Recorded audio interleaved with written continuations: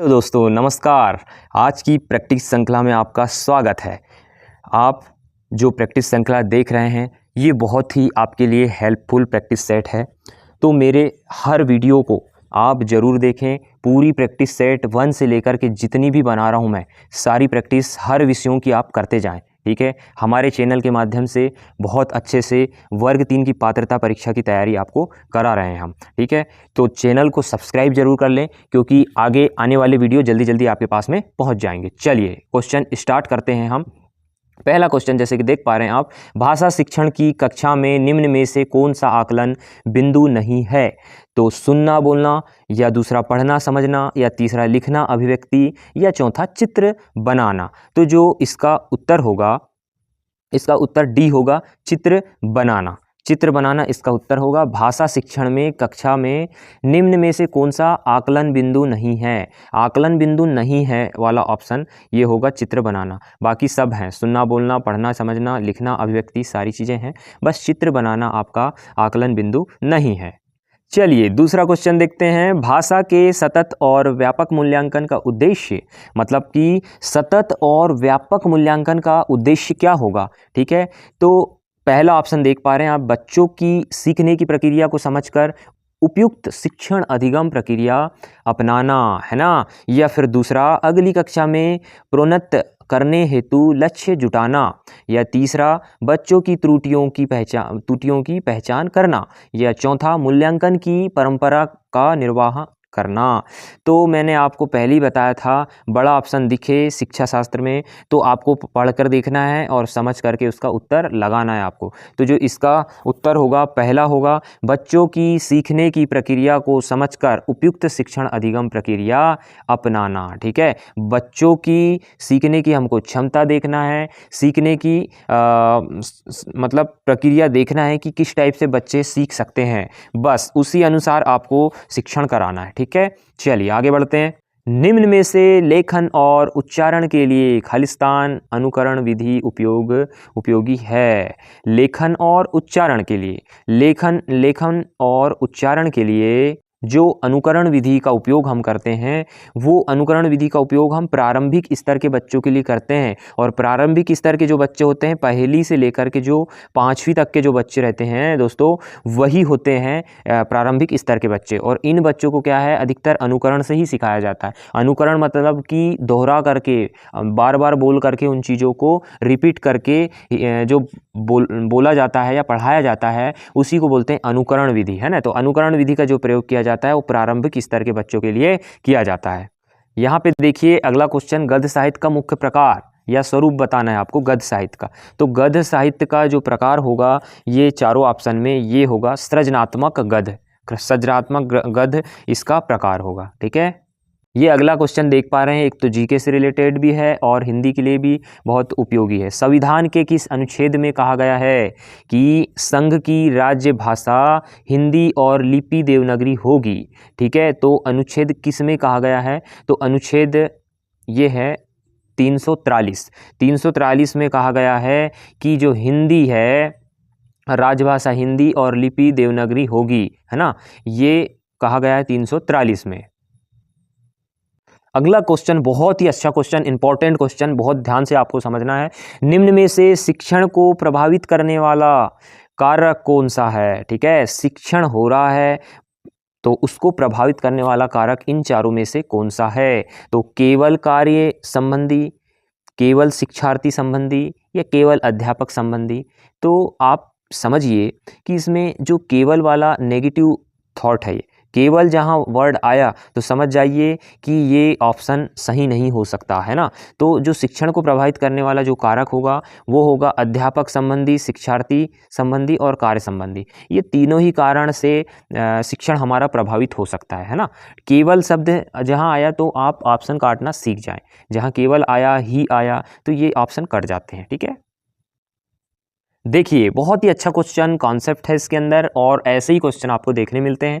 परिवार एक साधन है, ठीक है, परिवार एक साधन है पहला ऑप्शन है अनौपचारिक शिक्षा का, दूरस्थ शिक्षा का, केवल औपचारिक शिक्षा का, या औपचारिक शिक्षा या दूरस्थ शिक्षा का। तो समझिए इस क्वेश्चन को कि भाई जो परिवार होता है ना, देखो शिक्षा जहाँ विद्यालय में मिल रही है तो वो हो जाएगी अपनी औपचारिक शिक्षा, ठीक है। और यदि घर में, पड़ोस में, समाज में या रोड से चलते हुए कहीं भी शिक्षा जो मिल रही है वो अनौपचारिक शिक्षा का है, मतलब मिलती है। तो आप ये मान के चलिए कि अनौपचारिक ज्ञान जो मिल रहा है वो स्कूल के बाहर मिल रहा है, ठीक है। और विद्यालय में जो मिल रहा है वो औपचारिक ज्ञान है, जो पुस्तकीय ज्ञान है वो औपचारिक ज्ञान है, ये याद रखना है आपको। तो आपको परिवार पूछ ले, पास पड़ोस पूछ ले, तो आपको क्या करना है, अनौपचारिक शिक्षा जो मिल रही है, आध्यात्मिक ज्ञान जो मिल रहा है, ये सारी चीज़ें अनौपचारिक में आ जाती है ना। तो ये परिवार के माध्यम, परिवार एक साधक है तो ये अनौपचारिक का साधक है। अगर यहीं पे विद्यालय एक साधक है पूछ लेता तो आप फिर औपचारिक में चले जाते, ठीक है। ये याद रखना है आपको। चलिए आगे बढ़ते हैं हम अगले क्वेश्चन की ओर। एक बहुत ही अच्छा मुहावरा दिया हुआ है यहाँ पे आपको क्वेश्चन में कि भाई कपट का व्यवहार, जो कपट का व्यवहार है उसके लिए हमको मुहावरा बताना है कि इन 4 मुहावरे में से कौन सा कपट का व्यवहार के लिए सही होगा। तो आप चारों ऑप्शन को पढ़ेंगे। हाथ सुमरिनी बगल कतरनी, दूसरा खग जाने खग ही की भाषा, और तीसरा है बॉबी में हाथ तू डाल मंत्र में पढ़ूं, चौथा खोदा पहाड़ निकली चूहिया। तो इसका जो कपट का व्यवहार, जो कपट का व्यवहार करने वाले लोग हैं तो वो उनके लिए है ये हाथ सुमरनी और बगल कतरनी, ठीक है। हाथ सुमरनी है और बगल में कतरनी है, ठीक है। तो इसी को कपट का व्यवहार इसके अंदर छुपा हुआ है अर्थ। अगला क्वेश्चन बहुत अच्छा क्वेश्चन है। मातृभाषा शिक्षण का जो उद्देश्य नहीं है ना, मातृभाषा शिक्षण का उद्देश्य नहीं है, ये आपको बताना है कि कौन सा नहीं है। पहला ऑप्शन है आपके लिए ज्ञानात्मक उद्देश्य, कौशलात्मक उद्देश्य और सृजनात्मक उद्देश्य और उपदेशात्मक उद्देश्य। तो ये जो इसका उत्तर होगा उपदेशात्मक उद्देश्य, है ना। उपदेशात्मक, जो मातृभाषा शिक्षण का जो उद्देश्य नहीं है तो वो उपदेशात्मक नहीं है, बाकी ज्ञानात्मक है, कौशलात्मक है और सृजनात्मक है, ठीक है। देखिए आपको मैं जो क्वेश्चन देते जा रहा हूँ ये क्वेश्चन कहीं ना कहीं एग्जाम में आए हुए हैं और ये क्वेश्चन थोड़े यूनिक क्वेश्चन है। आप ये मान के चलिए कि ऐसी प्रैक्टिस सेट में लगवा रहा हूँ कि हर टाइप के क्वेश्चन आपके लिए लेके आ रहा हूँ, है ना। यहाँ पे व्याकरण के भी क्वेश्चन डाल रहा हूँ मैं, और शिक्षण शास्त्र भी आपके लिए डाल रहा हूँ, है ना। और कुछ कविताओं के, कुछ पर्यायवाची के, व्याकरण के, सारी चीज़ों का मैं समावेश आपको क्वेश्चन के साथ दे रहा हूँ। तो ये मान के चलिए कि प्रैक्टिस सेट को, हर प्रैक्टिस सेट को आपको लगाना होगा। मैं आपकी वीडियो की श्रृंखला को और बढ़ाते जा रहा हूँ। हर दिन में आपके लिए कम से कम 3 वीडियो के लिए मैं कोशिश कर रहा हूँ कि 3 क्लास में लगा लूँ, है ना। हर विषयों की क्लास लगते जा रही हैं, है ना। पर्यावरण की लग चुकी है और भी लगेंगी, हिंदी की लग रही है, अभी गणित पेडागोजी लेके आऊँगा और भी मैं कुछ चीज़ें लेके आऊँगा। प्लीज़ चैनल को सब्सक्राइब कर लें और वीडियो को अंत तक जरूर देखें, क्योंकि मैं हर क्वेश्चन बहुत अच्छे से छाट करके बना रहा हूँ। एक भी क्वेश्चन आपने मिस किया तो ये समझ लिया आपने बहुत सारी चीज़ छोड़ दी है ना।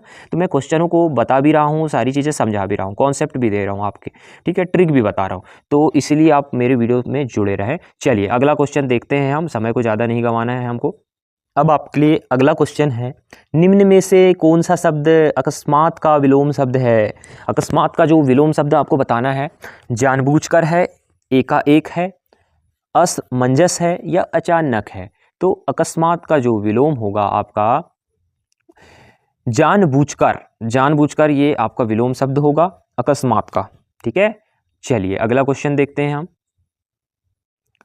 अलंकार से रिलेटेड ये क्वेश्चन आपके लिए फिर लिया के आया मैं। पानी पी प्यास बुझाना आशा है, पंक्ति में निम्न में से कौन सा अलंकार है। देखिए आप जब अलंकार पढ़े होंगे तो बहुत सरल सरल एग्जाम्पल आपने देखे होंगे, है ना। तो ऐसे कुछ एग्जाम्पल रहते हैं जो एग्जाम में समझ में नहीं आते हैं। इनसे रिलेटेड जैसे मैं अभी पूछा, पानी पी प्यास बुझाना आशा है, तो ये कुछ ऐसा कुछ लोगों को समझ में आएगा, कुछ लोगों को नहीं आएगा। देखिए प वर्ड सबसे ज़्यादा आया, पानी, फिर पी, फिर प्यास, है ना। तो ये थोड़ा देखना है आपको कॉन्सेप्ट, यदि अलंकार पढ़ा है तो आप बहुत अच्छे से कर सकते हैं। तो इसका जो उत्तर होगा, पहला होगा अनुप्रास अलंकार का ये उदाहरण है, ठीक है। पानी पी प्यास बुझाना आशा है, ठीक है। चलिए आगे बढ़ते हैं। अपना मुहावरा है एक, भेड़िया धसान होना, भेड़िया धसान होना, निम्न में से क्या अर्थ है इसका। रहस्य प्रकट करना, देखा देखी करना, सरगर्मी होना, दुख से दिन काटना। तो जो इसका उत्तर होगा देखा देखी करना, इसका जो उत्तर होगा देखा देखी करना, भेड़िया धसान होना का मतलब। अब अगला क्वेश्चन देख लो, आपको विभक्ति दे दिया है इसने। दी गई विभक्ति से के द्वारा निम्न में से किस कारक की है। तो आप विभक्ति आपने पढ़ा है तो इसका आंसर आपके बिल्कुल जबान में है। ठीक है, कैसे देखिए, कर्ता ने कर्म को करण से, श्रमपदाय के लिए अपदान से, है ना, पढ़े कि नहीं आपने। तो से के द्वारा, तो से के द्वारा आएगा करण से के द्वारा। ठीक है, क्या, करण से के द्वारा, करण से के द्वारा। तो आपको सब याद रखना है विभक्ति में कौन सा, तो इस टाइप से पूछ सकता है। आपने यदि कारक पढ़े होंगे, विभक्ति पढ़ी होंगी, तो आप जानते होंगे कि कर्ता ने फर्स्ट होगा, कर्ता ने कर्म को करण से के द्वारा। ठीक है, तो ये ऐसे आपको याद कर लेना है। जैसे यहाँ पे दिया हुआ है अधिकरण, अधिकरण में आएगा में पर। ठीक है, संपादन में आएगा के लिए। ठीक है, उसके बाद में संबंध में आएगा आपका में का की, सॉरी संबंध में नहीं आएगा, का की के। ठीक है, इसके बाद जो करण में दिया हुआ है ये इसका आंसर। ठीक है, चलिए आगे बढ़ते हैं हम। ऐसी छोटी छोटी चीज़ें मैं आपको ऑप्शन में बताते भी जाऊंगा। ठीक है, आगे बढ़ते हैं हम। अब बताना है आपको निम्न में से प्रकाश का पर्यायवाची शब्द क्या है। ठीक है, तो प्रकाश का पर्यायवाची आपको इन चारों में से बताना है। प्रकाश का पर्यायवाची क्या होगा। तो प्रकाश का जो पर्यायवाची होगा वो होगा प्रभा। क्या होगा, प्रभा प्रकाश का पर्यायवाची होगा। आंसर पहले सोच लिया करो, जैसे ही मैं आंसर बोलने वाला हूं उसके पहले ही आप आंसर सोच लिया करो। ये बहुत ज़बरदस्त प्रैक्टिस आपकी हो जाना है। देखिए क्वेश्चन, खालिस्तान में प्रथम और तृतीय चरणों में 13 और दूसरे और चौथे चरण में 11-11 मात्राएं होती हैं। तो वो कौन सा छंद होगा। आपने छंद पढ़ा होगा तो आपकी बहुत ज़बरदस्त प्रैक्टिस हो गई होगी और इसका उत्तर भी आप जल्दी से दे देंगे। तो इसका जो उत्तर होगा ये होगा दोहा। तो इसमें क्या होता है, जो तृतीय होता है, तृतीय और सॉरी प्रथम और जो तृतीय होता है इनमें क्या होती हैं, 13 मात्रा होती हैं। ठीक है, और जो दूसरा और चौथा चरण होता है, दूसरा और चौथा चरण होता है उसमें 11-11 मात्राएं होती है, याद रहेगा। निम्न में से कौन सा जन्मजात अभिप्रेरक नहीं है। तो भाई जन्मजात तो क्या होगा क्या नहीं होगा, आप ऑप्शन तो काटना सीख जाओगे। पहली चीज जन्मजात नहीं है पूछ रहा है, ऑप्शन को सबसे पहले पढ़ने के पहले आपको देखना है कि है पूछ रहा है या नहीं है पूछ रहा है। जल्दबाजी में क्या होता है, कभी कभी हम लोग ऑप्शन को क्या करते हैं, पढ़ते ही नहीं पूरा और आंसर दे देते हैं। ये चीज़ भी आपको दिमाग से याद रखनी है। ठीक है, तो नहीं है या है, ये चीज़ों का ध्यान रखना है। तो सबसे पहली चीज़ जो जन्मजात अभिप्रेरक नहीं है ये पूछ रहा है, तो जन्मजात तो भूख है ही, भूख लगती है जब तो बच्चा रोता है छोटा। ठीक है, प्यास लगती है, ठीक है, जब तो रोता है बच्चा, भूख एवं प्यास दोनों लगती है। अब आकांक्षाएं, आकांक्षा ये जन्मजात नहीं होती है, तो आपको यार इसका उत्तर देना है आकांक्षा। ओके, चलिए अगला क्वेश्चन देखते हैं हम, बहुत ही अच्छा क्वेश्चन है। बालक सामाजिक परिवेश में, बालक सामाजिक परिवेश में ऑप्शन पढ़ेंगे हम। सामाजिक उद्देश्य से भाषा सीखता है, लिखना सीखता है, पढ़ना सीखता है, भाषा नहीं सीखता। आप तो ऑप्शन ही समझ के नेगेटिव वर्ड को बाहर कर सकते हैं ना।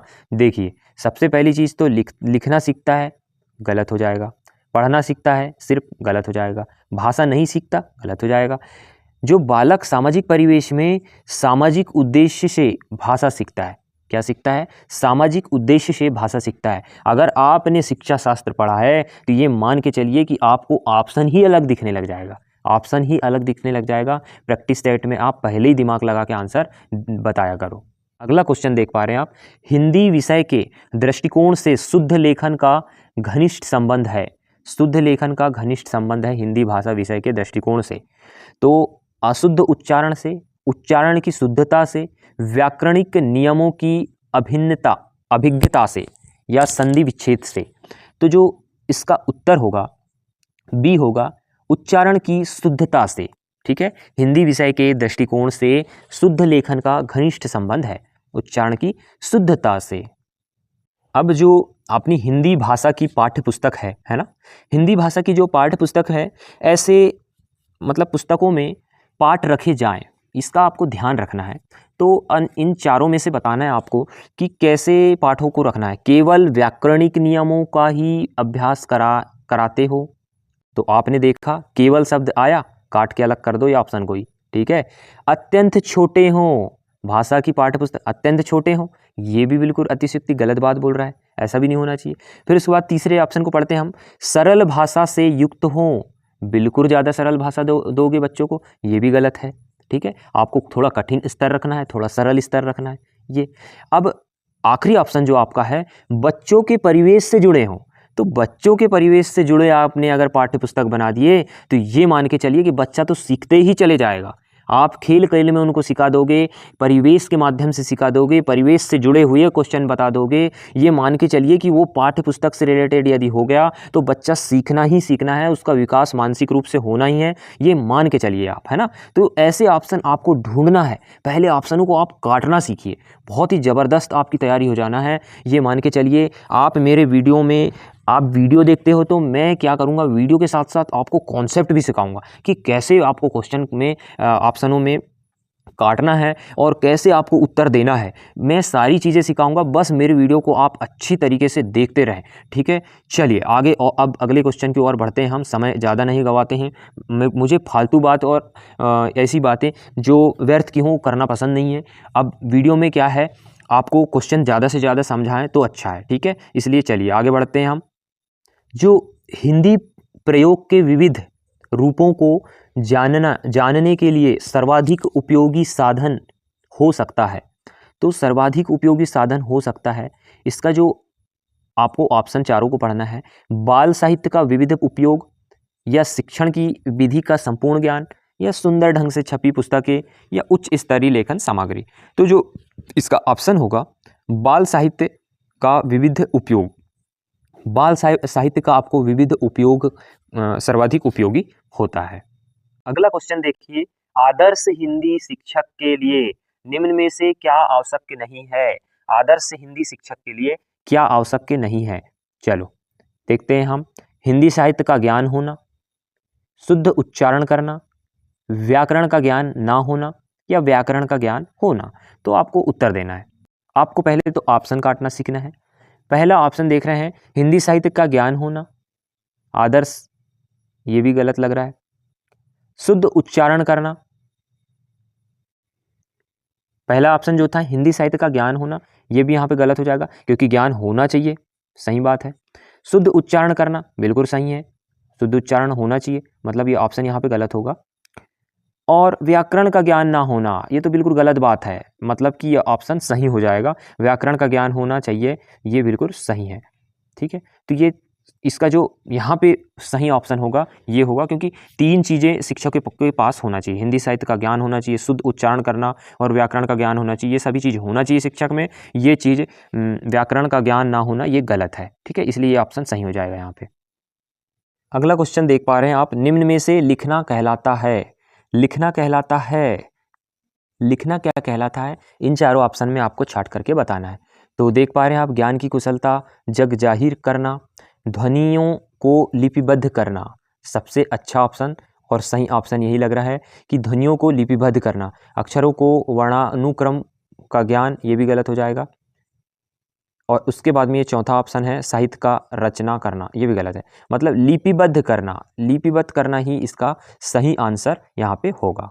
अगला क्वेश्चन है, ऐसी कौन सी परीक्षा लें हम, ऐसी कौन सी परीक्षा लें हम जो अच्छे और कमज़ोर बालकों में भेद स्थापित करने में सक्षम है। तो ये हमारी वास्तुनिष्ठ परीक्षा होगी, है ना। वास्तुनिष्ठ परीक्षा है, वास्तुनिष्ठ परीक्षा है जिसके माध्यम से हम अच्छे और कमज़ोर बालक की पहचान हम कर सकते हैं। केवल वास्तुनिष्ठ प्रश्न है, परीक्षा के माध्यम से हम अच्छे और कमज़ोर बालकों में भेद स्थापित कर सकते हैं। अगला क्वेश्चन देखिए, एक समावेशी कक्षा में भाषा शिक्षण को सुगम बनाने के लिए आप क्या उपाय करेंगे। समावेशी कक्षा आपने पढ़े होंगे, समावेशी कक्षा क्या होती हैं, तो इसमें आपको उत्तर देना है कि एक समावेशी कक्षा में भाषा शिक्षण को सुगम बनाने के लिए आप क्या उपाय करेंगे। छात्रों में योग्यताओं का विकास करेंगे, पाठ्य सामग्री एकत्रित करेंगे, या उपरोक्त भाषा परिवेश का निर्माण करेंगे, या प्रतिदिन नए शिक्षक से शिक्षा ग्रहण करवाएंगे। बिल्कुल गलत है ये।